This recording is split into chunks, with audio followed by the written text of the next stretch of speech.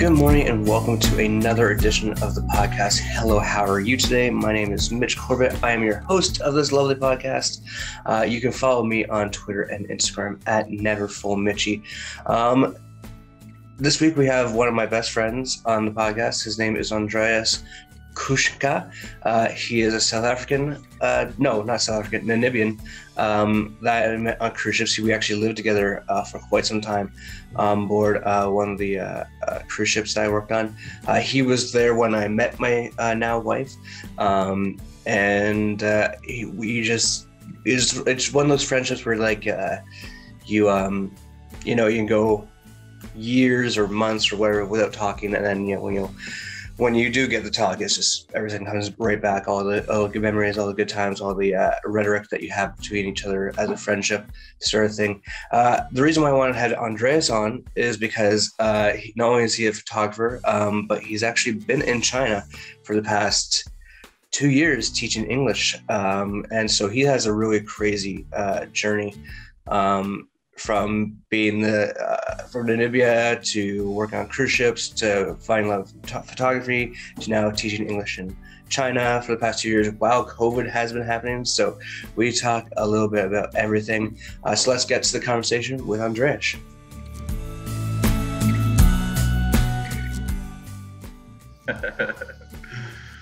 Nice. Well, let me have a sip of this fucking cunt, you're making me drink in the morning, but I love you. Cheers. Cheers, man. Oh, this beer is so much better than the beer that was on the ships. My God. Bro, this is going to go straight to my head. I haven't had anything to eat, and I've just had water. That's it. Well, welcome to the podcast. Hello, how are you today, my friend? I'm here with Andreas Kuske. Did I say it right? Fucked it up already. God damn it. How do I pronounce your last name? Okay. Good job for trying. I wanted to sound fancy by saying something Kuske. But is that Kuske, isn't it? Or something like that? What is it? Kuske. Yeah, see, I never understand that African language in all my ears. It's like trying to say, like, it's like TK is like, oh, my real name's Takuzda. It's like, what the fuck? It's difficult to say, yeah. But I've perfected Takuzda because I would always just call him that in the bar instead of TK. I think with a sip of alcohol, it becomes a little bit more fluent and easier to say it. A little bit. So how are you, my friend? You've been away from home for almost 2-3 years now or something. Getting close to 3, yeah, rolling up to 3 years. It's a tough one, but you learn to adapt and you learn to kind of fucking make the best out of these crazy situations. But it's been quite fun in China, I won't lie. Yeah, so you're in China. So you went from being on the cruise ships where we met. And how many contracts did you do after we met? 2? Well, I did 1 contract in Sea Princess, and then I stopped. And then I think it was about a year later, I did 2 more contracts with MSC. So I jumped ship. Right. Yeah. But, what did you find were the 2 differences between Princess and MSC? Dude, so big, man. So huge. All right, well, I don't want to badmouth anything or so, but yeah, Princess was great in the sense that they really took care of their people. Like they took care of the crew quite well. You've had a good form of like structural management, and you could go to HR and really talk about it. But on MSC, it was like if you weren't Italian, you didn't speak Italian, or you weren't of a certain cultural group, you were pretty like the dog,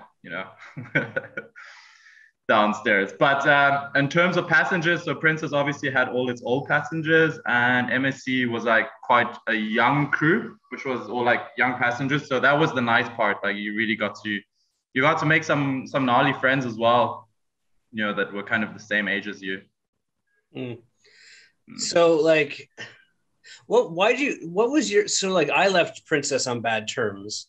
I don't know if I've gone to that story on the podcast yet, but maybe we'll go through it now. But right. What made you want to leave Princess? And I had different plans actually. I wanted to go after the yachting, Right, the yeah. yachting industry. Yeah. So, well, I did my deckhand courses and stuff after that, and I was young and African and stupid. But I didn't really plan for it properly, and I didn't budget properly. So by the time I got my certificate or my deckhand qualifications, I didn't really have enough money to buy a fucking flight ticket to start the industry. So I was like, Dude, you would have been perfect on any one of those below deck reality TV shows. The young, handsome Namibian boy with all those young yeah, ladies. You could have been fucking a missed my star, shot kid. then. You could have been a star.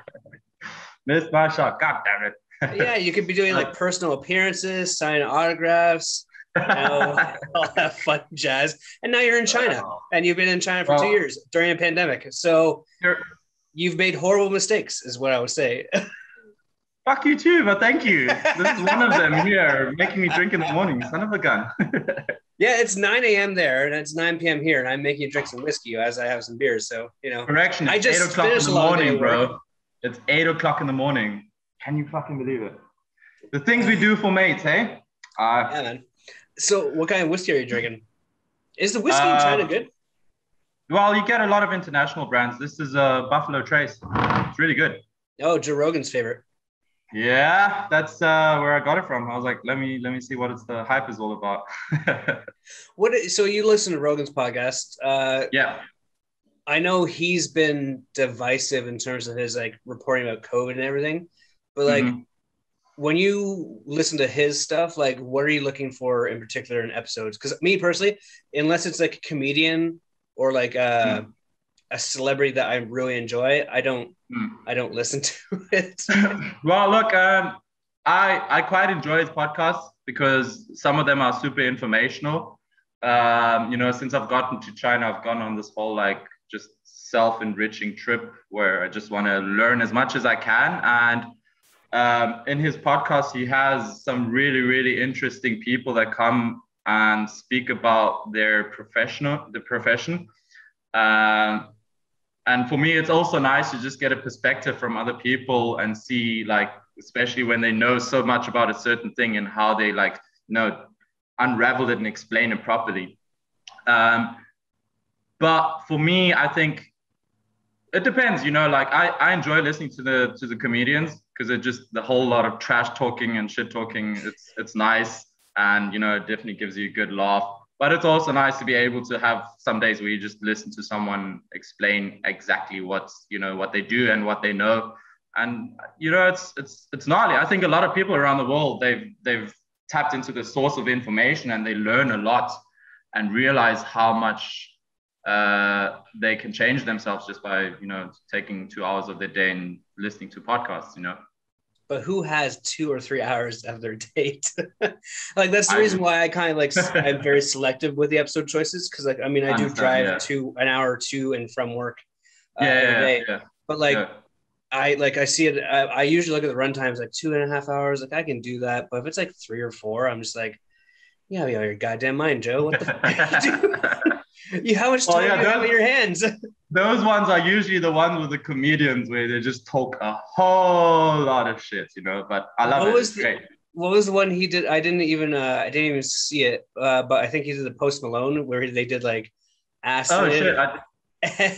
Really? Oh shit! I didn't realize that. Okay. It's like 4.5 hours long, man. It's insane. Okay, well, I'm gonna have to tap into that one. I've only really started listening to stuff like probably this year. No, sorry. Mid last year, yeah. About mid last year I started reading. Yeah, the Post Malone one was mid last year. It was during the pandemic, I'm pretty sure. Fuck, all right. Well, I'm gonna have to go back to that then. They do something. I think it might have been acid or it might have been like DMT or something like that, but it was it gets a bit incoherent at one point. I'm just like, I can't. Everyone's tripping and I'm like at work just like, I can't. I just it sucks to be sober when you're listening to those conversations because you're like, but I want to be not sober. Yeah, you need to be on the same fucked up level as what they are, the same frequency. It's kind of you know. Yeah, he just had Ari Shafir on, and he was talking about the first time he did ayahuasca in South America somewhere, and it sounded like a real like eye-opening trip. And I think I've heard of ayahuasca before, and I'm so very tempted to like find like a shaman. Dude, if possible, I'd try it. Can't you do it in Canada? I'm pretty sure you can, right? You guys have weed legalized. That's all right, you know, like yeah. Fucking, but I want like everyone has their like trauma, right? Like I mean, like I might look like, you know, a stereotypical white boy that has no problems. Just look at this cool background and all that fun shit.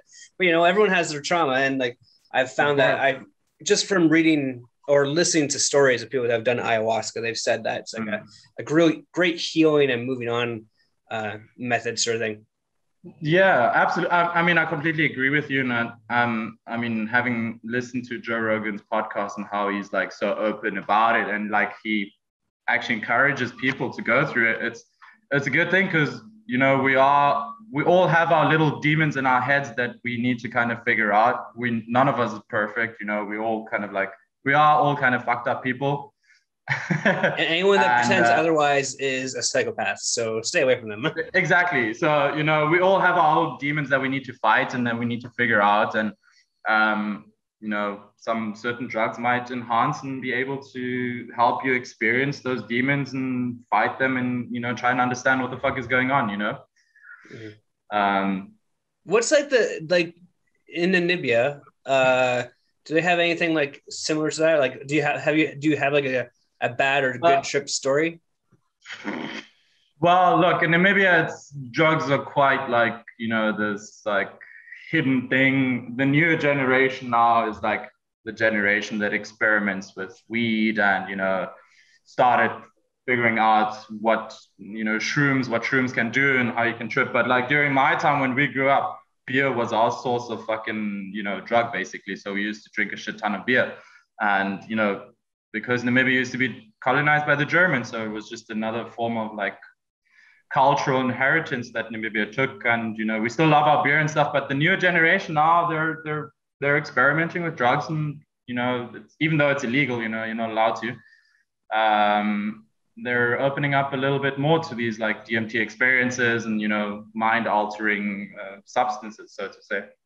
So that transition from Namibia as drug scene or alcohol scene is not that different than when you're transitioning to China. It's like, oh, hey, it's kind of like what I've done with my entire life. I mean, look, when I was studying in South Africa, it's obviously it's been quite a very well accepted kind of thing already. So when I went to go study, and I went to like a trance party for the first time, and you know, trance parties are like hippies and they're all fucking, you know, loving and one piece, and like I was like, fucking, this is awesome. This is a completely different world to what I usually know, you know.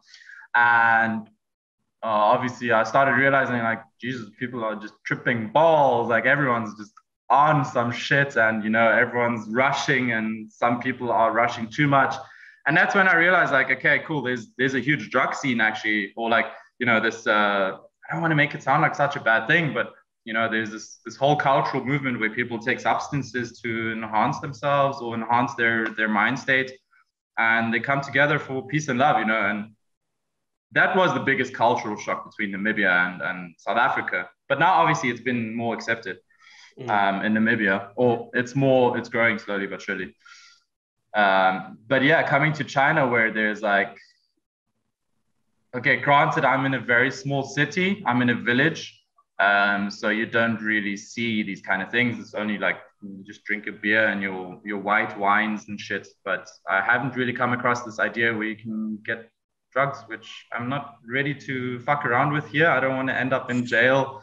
And well, I mean, don't they have like, not that it would be drugs, but I'm not sure the culture there, but I have to imagine they had probably some very strong like herbal teas and stuff. Well, look, okay, yeah, you're absolutely right. So look, the Chinese, they pride themselves off of their medicine which they use, because most of the Chinese medicine is herbal medicine. So they endorse it quite a lot, and they've experimented in herbal medicine for a very, very, very long time. I think it's one of the the cultures that have used herbal medicine the longest. I might be wrong, but it's my assumption, because they, most of the time, like even if I get sick, their medicine does not affect me as well, because my body's just not like adapted to Chinese herbs. You know, the herbs that they use to make you healthy. We are used to using antibiotics and, you know, like fucking pharmaceutical shit, but for them it's like they use herbs to cure them. So I haven't come across any herbal stuff that gives you a bit of a psychedelic experience. I think they Ask wouldn't around. want... I think you'll find something. I don't know. I don't know. Hey, I think they do have, but I don't think they make it available to the public, or they don't like share that. Man, kind there's of there's a village elder somewhere in where you Bro. are that has an experience with your name written on it, ready to go. It might be that hobo that looks all scruffy on the street and shouts at people. He's the guy that probably has it. Yeah, but I haven't come across anything yet. You wake up 12 hours later, violated, but feeling like a brand new person. It's all worth the experience, man. Yeah, you don't remember the experience, but you know something happened. Good or bad, you survived it. That's the thing. Ugh. Did I just feel a kick? Am I pregnant? China, what the hell? Imagine, bro. Imagine. Yeah. So like you studied photography, right? Yeah. So I did a full degree in visual communications, majoring in photography, and also did a certificate in commercial photography. And so what made you want to go on cruise ships where we met, and how eye-opening of a lame experience was that in terms of creativity? Yeah, so this was also the very interesting thing, like, you know, going on cruise ships and being a photographer and having to follow like a certain structure. It was a creative killer a little bit, in the sense that, you know, you can't really do what you want. You just have to kind of follow what they have. Although, you know, you balance it if you go outside and you grab your camera and you put some effort into it and you document, you know, whatever's around you. That's where you find your balance, you know, that's where you found your creativity. And how many photographers do you and I both know that didn't have that creativity and went insane? Well, yeah, quite a few, I think. But, you know, like the thing is on MSc, which was interesting, is that they gave you full control of how you photograph. That was the sickest part, dude. Like you could get full on creative. You can control your lights the way you wanted to. You can set your exposure to the point where you wanted to. On MSc, it was a real test for a photographer to use his creativity. Oh, nice. And yeah, it was awesome. I really enjoyed that part. And, you know, that was, I think, the most positive thing I could take off of it, is that you could do what you want, and your photography, you know, you could shine with your own style. But if your style sucked, then, well, fuck you, you were pretty screwed. Yeah. So, see, it's late here. And I worked that 9 to 5 bullshit. Like when you first joined, how much of a culture shock was it for you, being from a country like Namibia, to then seeing all these different cultures on a cruise ship? Because my first time was insane, coming from a small town in Ontario. Just the amount of people speaking different languages was like very eye-opening and shocking to me. Yeah, I mean, it was a fucking beautiful experience. I loved it. Like, all right, so here's my first day on cruise ships. This was the best part. Like, I couldn't have started my day the best. I don't know if I ever told you. I think I kept it a secret because I didn't want to get into any kind of trouble. But my first day, it was in Cozumel. I joined in Cozumel, Mexico. It was the first time that I've obviously gone so freaking far from home. I've been lucky enough to study in South Africa, so I had a bit of a sense of a different country and the experience. But okay, so I'm going to the other side of the world. I get in Cozumel and I see the cab driver picks me up. And on the way to the hotel, I see these dudes with the jet skis, and you strap on these boots that fucking boost you up into the air. Yeah. I can't remember what it's called, but yeah. So I see this and I'm like, fuck yeah, I want to try this before I go to work on the cruise ships. And I still have the afternoon to try it out. And so the guy drops me off at the hotel. I run over to this place. Luckily, it's just like 5 to 10 minutes walk. It was about 4 o'clock, so these guys were wrapping up, and I was like, okay, cool. Listen, I want to try this out tomorrow before I go on the cruise ship. What time are you guys open? Like, are you able to open up a little bit earlier so I can try this out? And they're like, yeah, cool. I'll be here at 8 o'clock.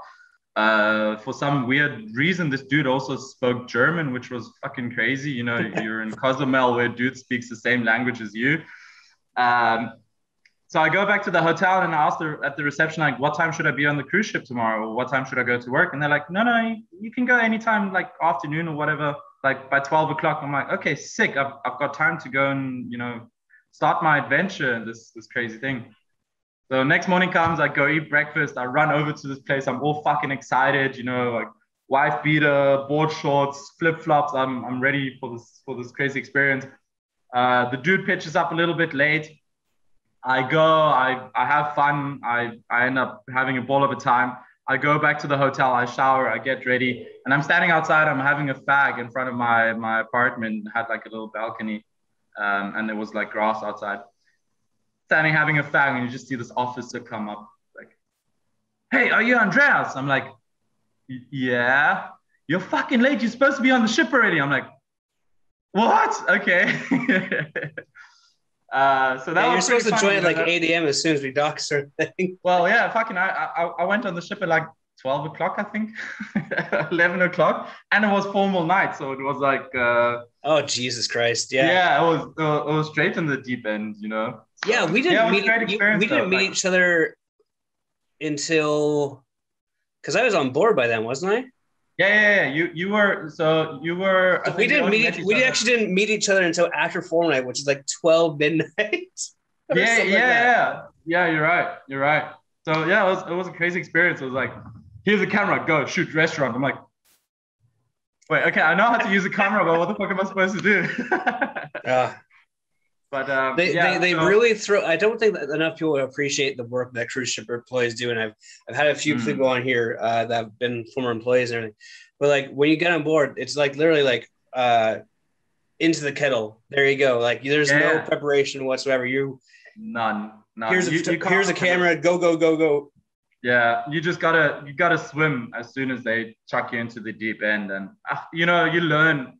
The fastest way you learn is when you're thrown into an environment which you don't know, and you just kind of figure it out. So, I mean, there is no other way to prepare for it. But, coming back to your question, that cultural experience, I think it was amazing. It was brilliant, and I would recommend it to anyone to, who's young and, wants to have like a gnarly experience. Go do a contract or two on cruise ships. It's.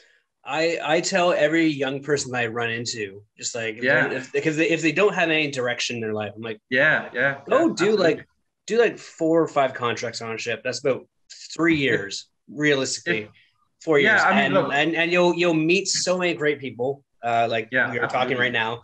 You'll make money, hopefully, if you save it up a little bit. So when you finish it, you'll have a plan to exit. Because if you have a plan to like stay on ships and like become an officer, you're fucked. Yeah. No, well, not okay. Sorry, you're not fucked, but yeah, that's your life, man. That's you have. I still see. So I'm stoked to see that Princess Cruises has started. I saw a post yesterday on social media that they've officially started a cruise again. I think it was on the Majestic, if I'm not wrong. But yeah, for some people, that's all they rely on. Like that's all they know.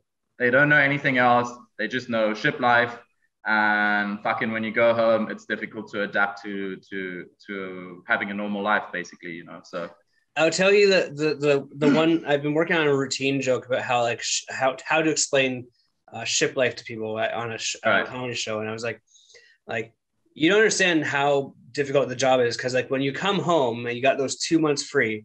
And you go out and you're single and you talk to like a girl and she's like, "What do you do for a living?" And you're like, "Oh, I work on a cruise ship." One, it's either really cool, like, oh, he's foreign and adventurous, or, oh, he's not going to stick around. Why would I bother my time with him, sort of thing. And it's also the second look you get is like, oh, you think you're better than me because you have this lavish lifestyle. I was like, it's not lavish. If you saw the bar that we drank in, it's a shithole. It is a yeah. We're people with issues. We work our ass off and then we fucking drown our sorrows in alcohol at night at the crew bar. But my liver's so strong. It's a good experience. I would always recommend it to anyone. And like, I don't know about 3 years. 3 years is a little bit long. No, I mean, 3 years. So like, that would be 6 contracts basically, roughly. No, let's say 3, 4, 5. Yeah, 6 contracts roughly. So maybe 2 years. Yeah, roughly. Yeah, but yeah, I mean, 2 years. 2 years is enough. You know, that's where you can still keep up with the bullshit and in the end, like when you and I both know the people that are there and they're like lifers and like, do they look like they're having a good time? Fuck it. That's all they know. Look, listen. If you're in a country where the money that you make and the exchange rate is strong, where you can buy a fucking house or build a house, by all means, I'd fucking do that. But for me, if I would want to build a house, mate, I'd be working for 10 years straight. I'll be screwed. I don't know, man. It's. I try to explain to them the good of it, so I can encourage people to go check it out. But I always try and give that little asterisk, like it's going to be an experience. Just like get it through for the first contract, then decide. But no matter what, everyone who does one contract usually does the second one. I don't know very many people that don't do one more after the first. They always say they don't want to do another one, but. Majority of the people go back for a second one, especially if you get a sick ship. So I was quite lucky to have like Sea Princess for my second contract. Man, best time ever. And we were sailing New Zealand, Australia. Yeah, that's a dope run. That's a really good run. That was my second contract as well on the Dawn. Oh, dude, one of the best runs ever, you know. And like we also caught the run to go up to Thailand and Malaysia, which was super gnarly. And then we did the crossing over to South America, and that's when I went back home. So I was a bit bummed that I missed this bull cruise. The nail in the coffin for my career was like, one, we had a bad manager, but it was like the manager that we had that came in after a good manager, and then it was the Panama Canal run, which is like the same thing for 6 months. Like I was like, nah, this is. If it had been a different run, my Maka and I might have stayed and done another contract, but it was just like that run. Look, I can understand how you feel, and because on my second contract and on MSC, I quit halfway through. I was like, fuck it, you know. I woke up, it was just a shit show. We didn't make money. Like MSC is smart about the whole commission situation, how they push people to try and do their best, but you know, the team wasn't gelling. There was a lot of backstabbing kind of shit going on and talking crap in the background. The manager was supporting all the wrong people and not the whole team. And for me, I was like, I just woke up one morning. I was like, fuck it. I'm booking my ticket. I'm leaving this place. That's it. You know, and I'm happy I did it because it did have a fucking huge psychological and physical impact on me. So yeah, it's, you know, some contracts are good. Some are shit. You know, you have to brace for it. That's for sure. You never know what you're going to get. But yeah, manager and team makes it or breaks it. That's the Do you remember when they tried to separate us as roommates? I forgot about that. Homie don't play that shit, man. Homie does not play that shit. I forgot. We were like, fuck no, you're not going to separate us. We've got two months left or 1 month left. Why would you separate us? What the fuck is this shit? I came in all like bull horns, ready to go. You're the calm, cool, collected one. I'm like, do not take my man away from me. How dare you? I completely forgot about that. Yeah, you were fucking going crazy. And I was like, I need to just compose and try and convince this, like our manager, like, don't do this. Oh, that was so funny, man. I forgot about that. That's hilarious. Fuck. And in the end, they actually can't force you to leave a cabin. So like, either way, we were getting our way. Man, we were going to go to the captain with this situation there, you know? Right. Like we were ready to go balls to the walls. That's funny. Just because 2 grown adults can't get along, like Jesus Christ. Man, but listen, like the way we lived like pigs. But when it came to cabin inspection, we ticked all the shit, bro. Dude, our relationship was so cohesive. It was just perfect. Like we were just the best of mates. We'd go out to the bar at the same time, come back maybe at the same time, depending on how Maka was feeling that night, sort of thing.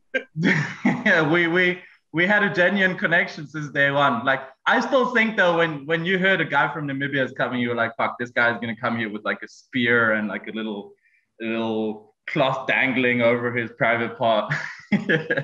I definitely. What was your first impression? What was your first impression when you heard like, hey, a dude from Namibia is coming? I definitely thought like, oh, so he's gonna be black. And I'm not sure how those two things are gonna work out well, but we'll see what happens. But like, you know, like that's like I grew up in a small town, right? Like I grew up in the 90s watching films where, you know, multiple ethnicities are the villain sort of thing. So like going to that environment of cruise ships really opened my eyes to like how great everyone can or cannot be sort of thing. Like I think one of the things you can agree with is that like when we work on a cruise ship, we see all the stereotypes from every good, bad, or indifferent. The stereotypes are there for a reason, and you see it not only in the passengers, mainly from the passengers, but from crew members as well. Sort of thing. And so when I heard a Namibian guy, I was like, oh, he's gonna be black. I mean, this will be cool. It might be weird at first. I don't know their culture very well, and then like you show up, and then you spoke perfect English. I was worried about that because communication is a big thing with me. And like, I always had a hard time communicating with the Filipinos I lived with. Like that's just a thing that happens on ships, I think. Yeah, no, that's fair. And, but you came in and you were a dude from, I originally thought I was like, where did they say? I thought he sounds South African. I don't understand. But I should have fucked with you and be like, hello, my name is Andreas. That would have been brilliant. And then you just probably like, yeah. Yeah, you just start doing chants before bedtime, like I am going to die. Stop putting up some voodoo dolls. Is he doing some sweet voodoo ritual to take my soul? Like, Jesus Christ! Stop smoking up the room and not knowing you're not allowed to do it. Have you heard Maka's cupcake story? No, I believe not. Oh, Jesus. I don't know if I should call her in here to tell you it.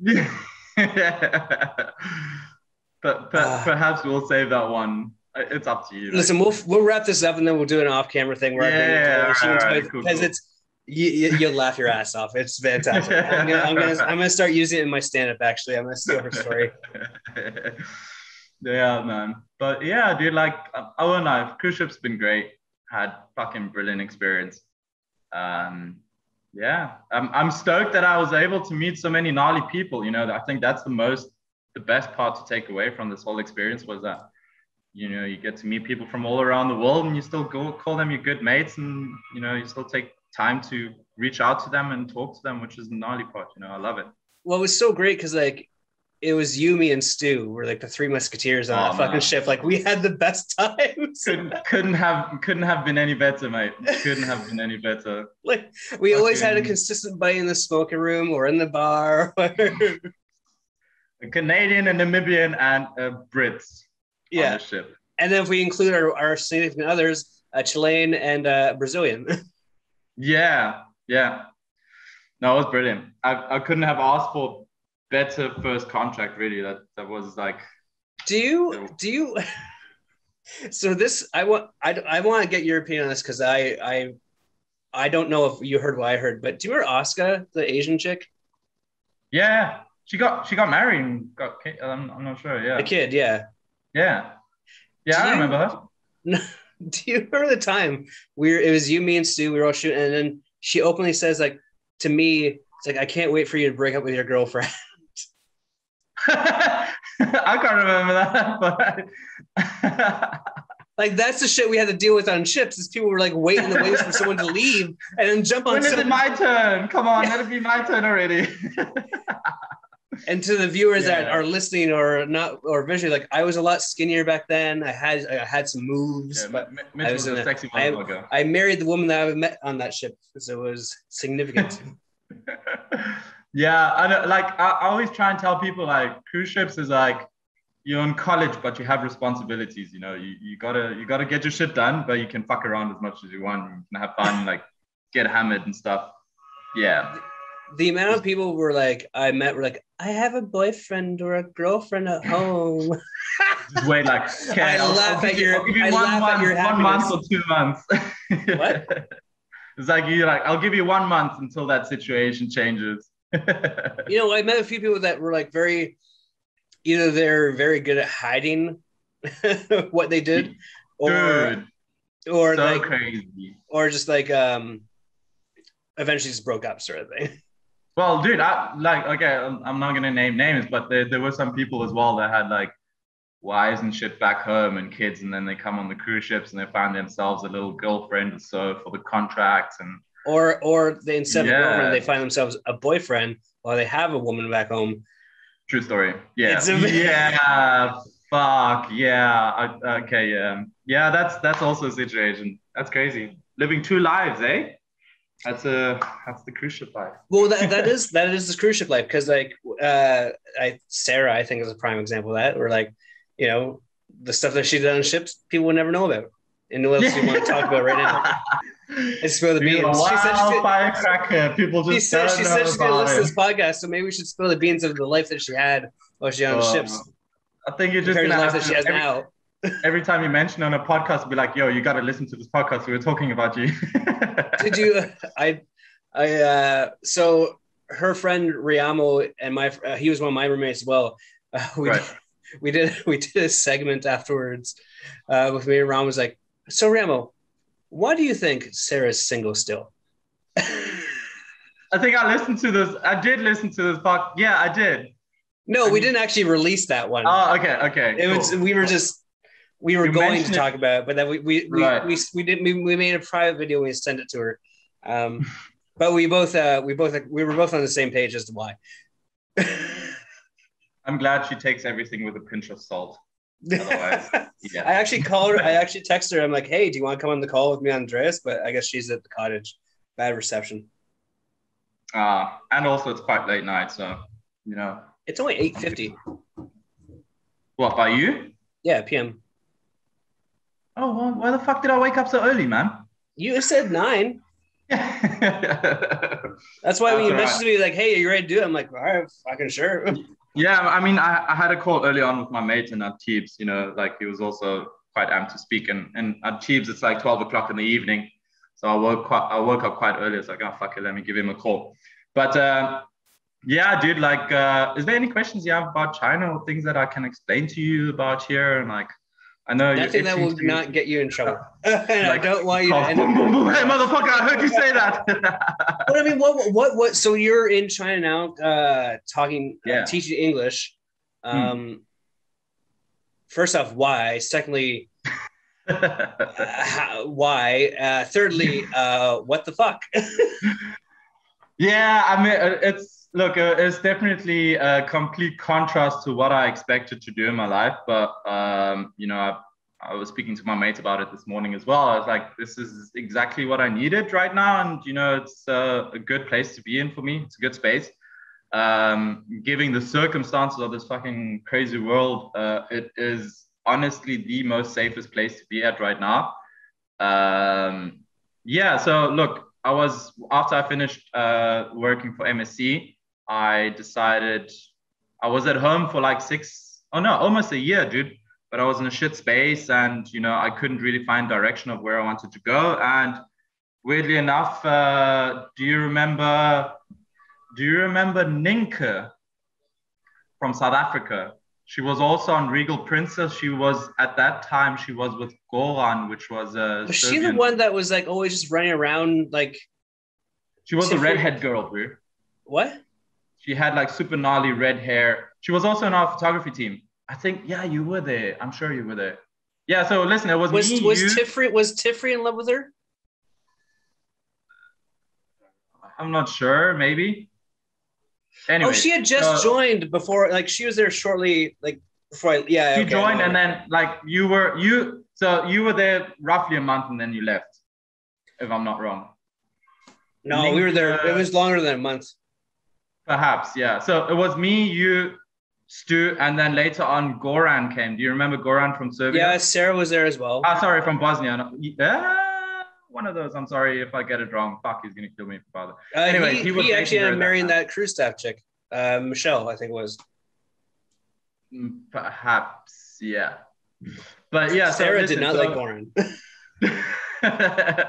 So she posted something on Facebook about teaching in China, and I was like, oh, fuck it. You know, I'm not doing anything back home. Economy was fucked. I didn't really make any money out of my photography. You know, Namibia is a small country, so the creative scene is very limited. So I saw this post, I wrote up to her and she said, hey, listen, I'm working in China. We need teachers. Do you want to come?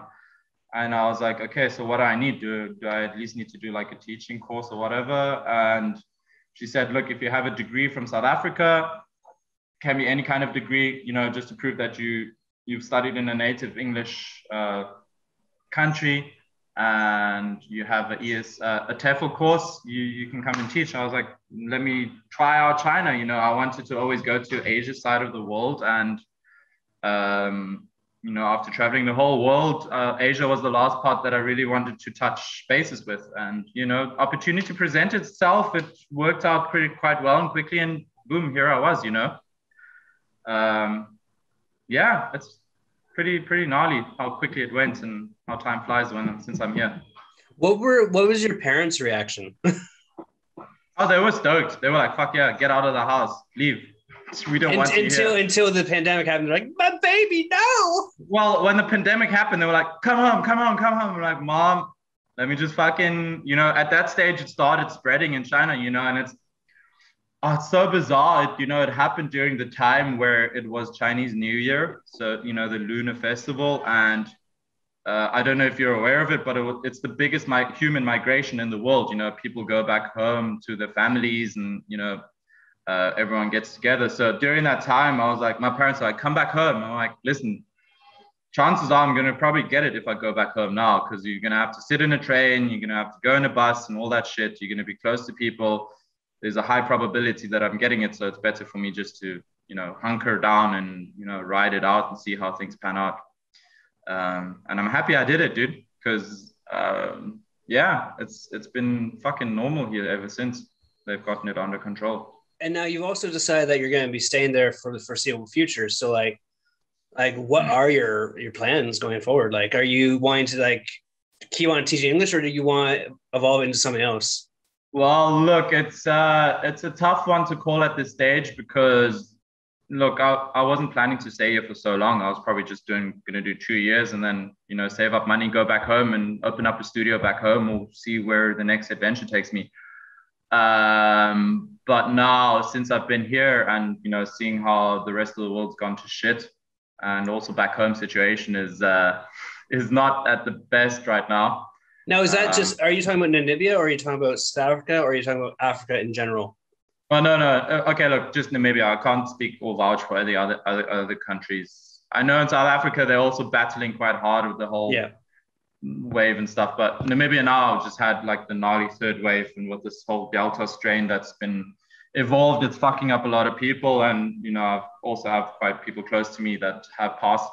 But, you know, at this stage, I'm like, listen, I'm employed, I'm making money, I'm quite happy here. Why not just stick around here and wait to see how things pan out? So I've decided, look, let me give myself another year or 2 years to see. To teach around here, I'm probably going to try and move down south of China next year, because it's more international, and there's more foreigners around there. So we'll see how things pan out. But at this stage, I think for me, my safest bet would be just to stay here, because, dude, shit's just running here. There's no lockdown. There is a little bit of a virus outbreak now, but they get it under control so fast that, you know, it's unbelievable actually how well they've done. And I don't think a lot of people know about this, which is, I think, something worth speaking about.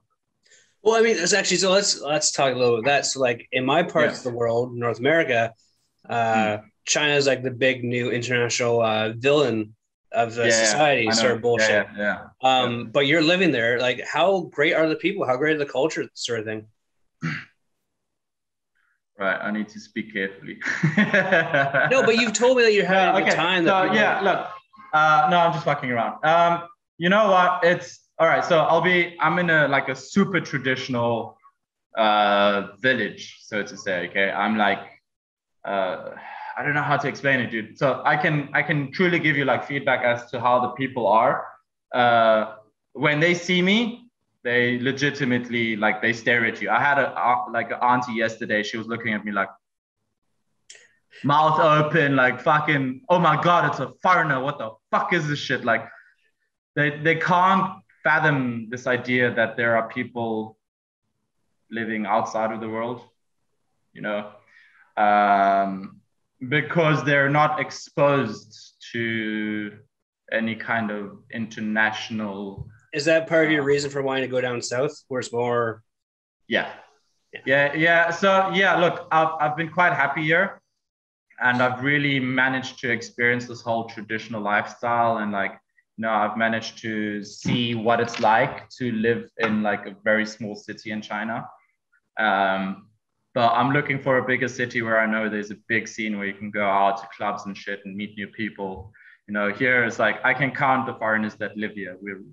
I can count them on my hands, you know. So we're only a handful here, and you know, we kind of all have our huge differences, but we try and get along because we know that there aren't any other foreigners around here. So yeah.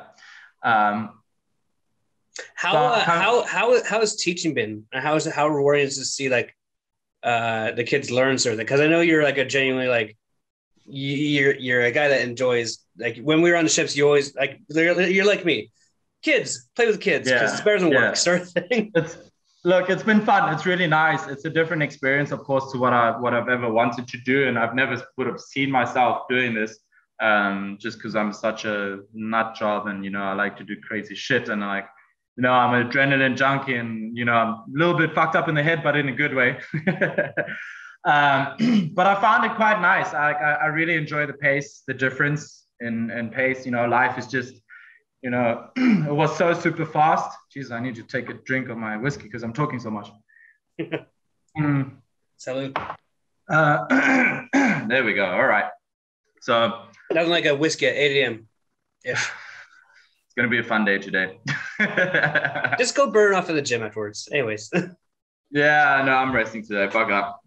Anyway, so yeah, it's been a nice change of pace in life, and it's quite fun to be able to, or it's a learning experience to be able to teach someone who doesn't speak your language at all, and you need to kind of figure out how to get them to understand what you're saying and what you're teaching them. But it's really easy, man. You teach them like 5 words a day, and then you add just like a basic sentence how they can use that word. It's a really nice experience, I think, for people who are stuck on cruise ships and are trying to find an alternative, especially South Africans, because that's what they're looking for here, or you know, even Canadians and Americans actually, and Brits. You know, it's a nice experience. You make a lot of money as well, which is quite the biggest positive out of it, is you make a good amount of money that you can build a future out of, and you know, you get to have a good steady lifestyle here. It was one of the things I considered, like doing the online teaching when I lost my job because of COVID. But then, like, it's me, so who wants to listen to me, my fat mouth sort of thing. So like you're kind of like on this path of like nowhere man sort of thing right at this stage, which isn't a bad path to have, because sometimes it takes time. Like right now, specifically, there's a relationship I know of where like the father and daughter are butt heads because the daughter doesn't know where she wants to go, and the father's like, but you had this plan and you should follow that plan. But it's like, she's 19 and she's growing as an adult. It's like, sort of thing. So look, I mean, you can have a plan, but you also have to realize that sometimes plans don't work out the way they do, or they change.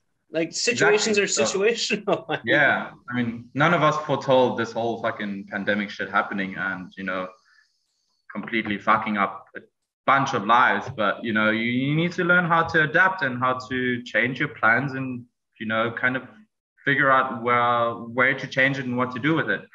But yeah, I mean, look, I can't plan right now as to what I'm going to do in the future because I'm unsure of what's going to happen around the world at this stage, so this nowhere man at this moment is a good wave to ride. So yeah, we'll see where it takes me.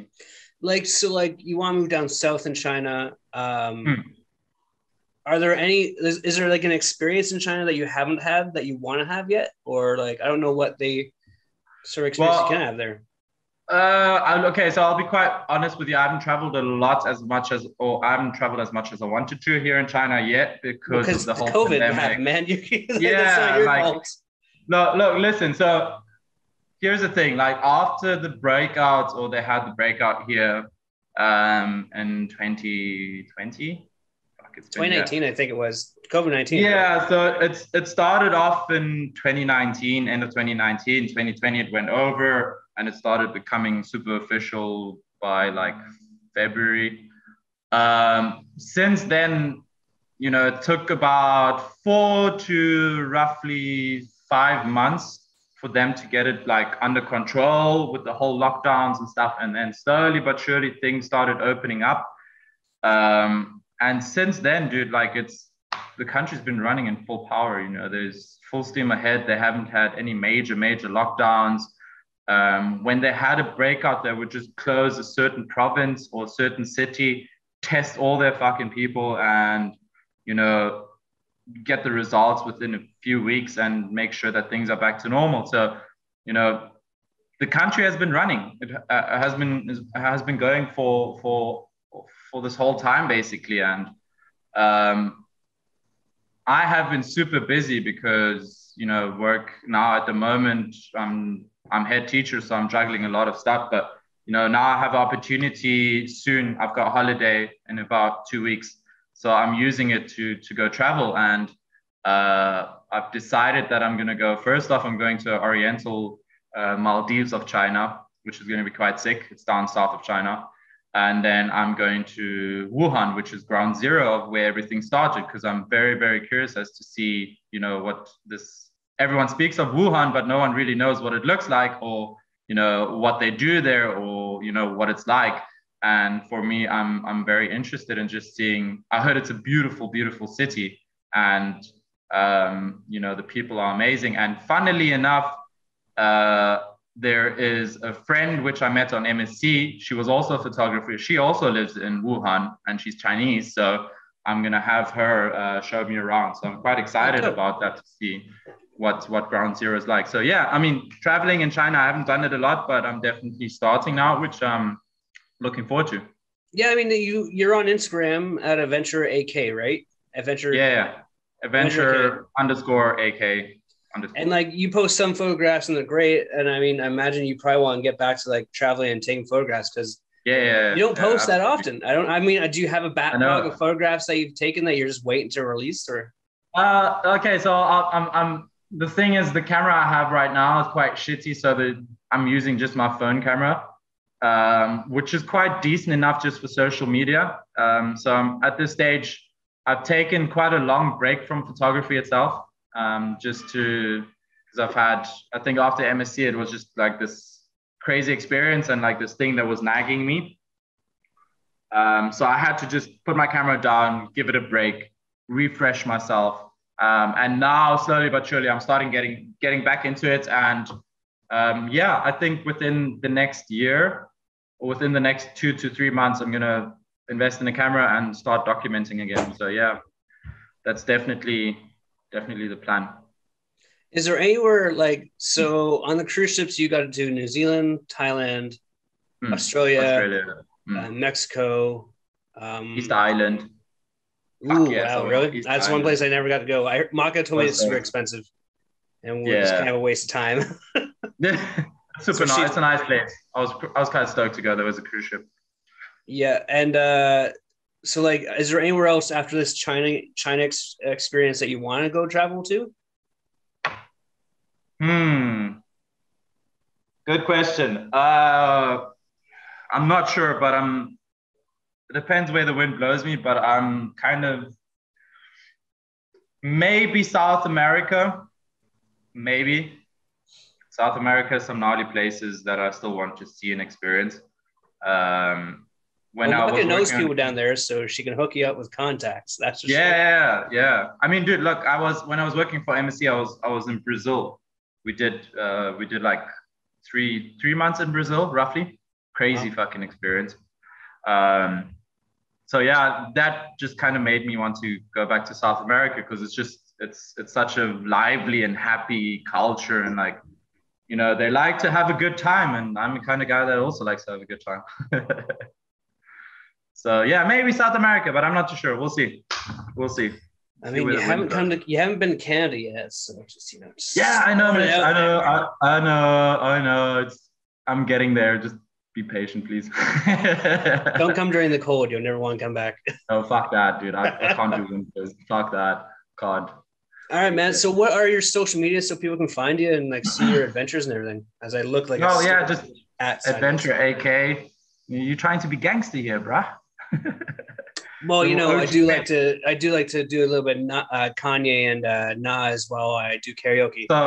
So is this like this is normal, Mitch, and this is like I'm getting fucked up drunk tonight, Mitch? No, this is just I don't know. I don't have any fashion sense. In my head, like I could do. Like, imagine look how bad this one looks, right? Like, actually, not too bad. That's all right, mate. You're doing all right. You're doing not bad at all. Yeah, just Adventure AK, Adventure_AK_. That's my Instagram, and also you can find me on Andreas Kuske. However, I have not used that account in a fucking long time. But that will be. If someone's listening to this, which. Who the fuck knows who they are? If they wanted to look into like going over to China and teaching English, where do they go? Where would they? Where'd you go to figure out how to do that sort of thing? Oh fuck! All right, so I wouldn't recommend the school that I was working for before this, but because there were a bunch of dickheads and they made me work illegally in other cities, and I got in trouble with police. Almost got in trouble. I might as well tell the story. Why not? They made me work in another city, and they were like, no, it's okay. We'll figure out your visa and situation, because they're super strict about it here. If you have a visa in one city, that's where you work. You don't go anywhere else. You work for that school. That's where you're registered. And they made me work in a different city at another school.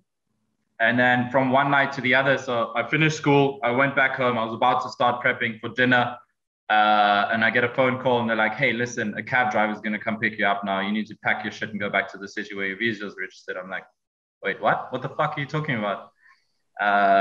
And cab driver pitched up. I had like 10 minutes to just grab whatever the fuck I could, put it in my bag, jumped into the car, drove all night to the city where I'm from, checked into a hotel at like 4 o'clock in the morning, slept in the same room as the cab driver. Took my bag to the school, and there was police doing like regular inspections, and I had to act as if I didn't leave. And I was like, hey, I'm still a teacher here. You see, I didn't go anywhere.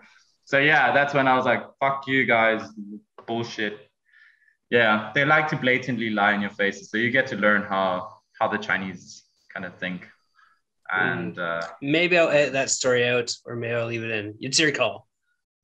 I don't mind. All right. Yeah, you're not gonna get in trouble, right? No, it's just being honest about. Yeah, I'll be all right. If you don't hear from me in a week, you know. Andreas, thank you so much for being on the podcast, man. I love you. I miss you. How far are you from Japan, anyways? Like, how much is a ticket? I haven't really checked how much the ticket is, although I think it's about like 2-3 hour flights, maybe. It's not that far. All right. Well, when Mark and I are doing our honeymoon or vacation in Japan, we'll have to try and like get you to come over. Let me know. Let's see if we're hoping probably next year, sometime next year. All right, cool. Yeah, I'll still be around you. Not a problem. Sounds like a good idea. Oh shit. Or will you be around there? Or will you be? Oh shit.